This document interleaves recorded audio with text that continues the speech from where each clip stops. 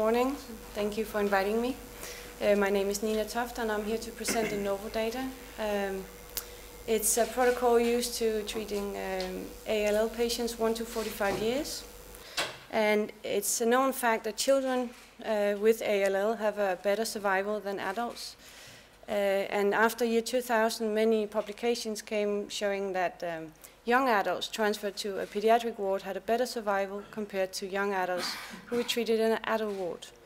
So this led to implementation of pediatric protocols in many countries, and the Nordic and Baltic countries also approach this.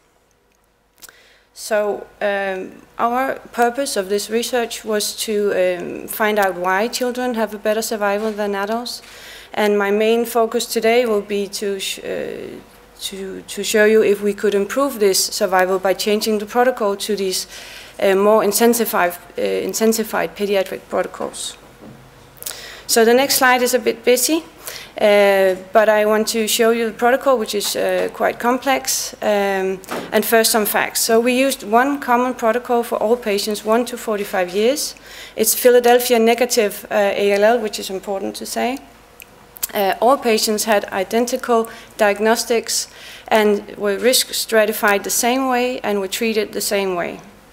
They are divided into 4 risk groups, and we have included 1,509 patients, and this was until the end of 2014, but the protocol continues.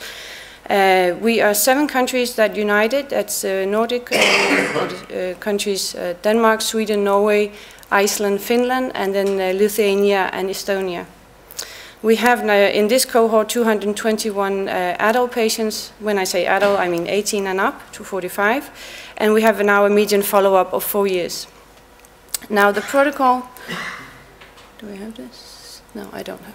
The protocol is shown here, and the patient enter at day 1. Do I have a pointer? I don't have a pointer. Day 1, if you can see it. And this is where they are divided into induction therapy, which will last for 4 weeks. So depending on a few cytogenetic changes and B or T immune phenotype, they will have induction for 4 weeks, and then a bone marrow. Oh, thank you. We take a bone marrow and we evaluate the response to chemotherapy. We call it minimal residual disease, and it's done day 29. You see it here. And if you have a good response, you can continue in either a standard risk or an intermediate risk treatment. If you have a poor response, you can go to high-risk block therapy. And if you have very poor response, day 29, you are directed to high risk, at least 3 blocks, and then transplanted. Then you continue in your chosen arm, and then day 79, a new bone marrow is done. And if you still have signs of leukemia, that is more than 0.1% by minimal residual disease methods, PCR and flow, you are also directed to transplantation in first remission. Otherwise, you continue, and the total length is 2.5 years for all patients with maintenance therapy. So the results are shown here. Now, these are the results for the whole cohort. And as expected, you see the young children here, they are 1 to 9 years old. They are known to have the best survival. And as expected, they do very well. This is event-free survival. And here you have the teen and the teenagers. They are 10 to 17 years old, also very good survival. And here in yellow, you have the adults that are 18 to 45. I put in this line to show you the data that I have access to. This is a Danish cohort of patients, 108 patients treated before we initiated the pediatric treatment. So these patients also Philadelphia negative, fully treated, 2.5 years with a traditional adult regime. They have an event-free survival of 42%. So we are pleased with the results, and we expect to continue this. So in conclusion, we have improved the survival for adult patients 18 to 45 years.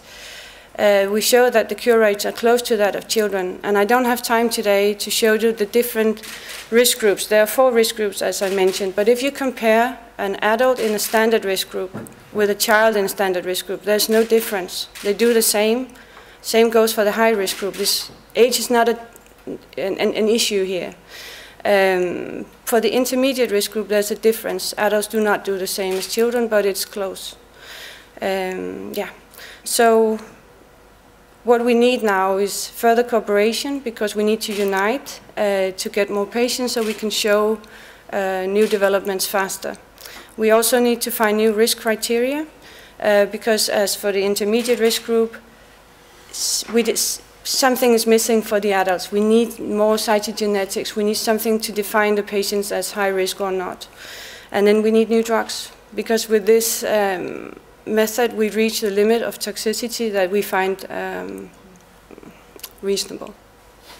Yes, so thank you. Thank you very much. Intensification, that's one of the answers. Thank you.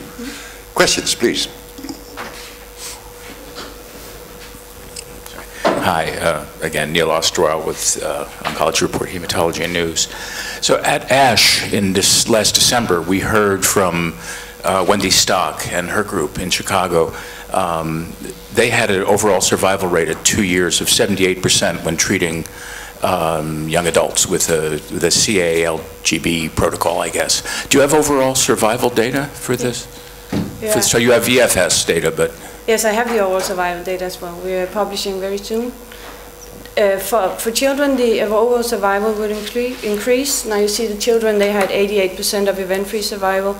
When you have overall survival, they will increase to 95. But adults don't increase the same way. Getting a transplantation, normally when you have a relapse, so when you try to increase, you would give them a transplantation. Children manage that quite well, whereas adults still don't have the same jump in a second remission. Mm-hmm. But I'm sorry, so what were the data for the overall survival then? You want the numbers for the overall survival for the adults? Yeah. 76 for the whole cohort. Oh, I see. Yeah. Okay, thank you. So it doesn't improve that much. 73, yeah. 76. 76, okay, sorry, thanks. Yes, please. Can you comment on the difference between younger adults and older adults if you cut your 18 to 45-year-olds? Yes, if I divide them into two groups, yeah. Because many countries they treat with these regimes up to 25. Yeah. So we did this analysis as well, and we don't find a difference between being 18 to 25 compared to 26 up to 45. And actually we are trying to raise the age limit as well. Up to how old? Well, depending on your biology, I mean, if you are fit, I don't think it's very different to be 51 or 49. So at this time point, if you are fit and have no comorbidity, we could consider 55 and then reduce some of the chemotherapy and maybe go even higher. Thank you. So when intensifying the treatment, one might expect also more toxicity, of course. Yes. And I'm not sure whether you touched upon that in some detail, but how about treatment-related deaths, for instance, in the adult population? Yes, it's not, the problem is not death by toxicity, the problem is the relapses for the adults.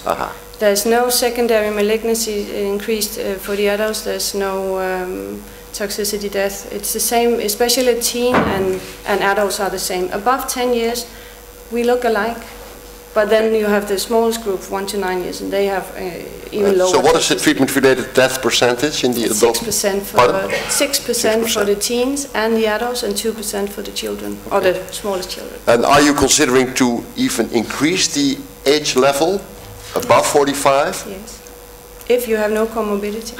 Right. We've done it already, but we need to, again, it's many countries. You need to unify. Well, good luck with your excellent work. Thank you very much. And we turn to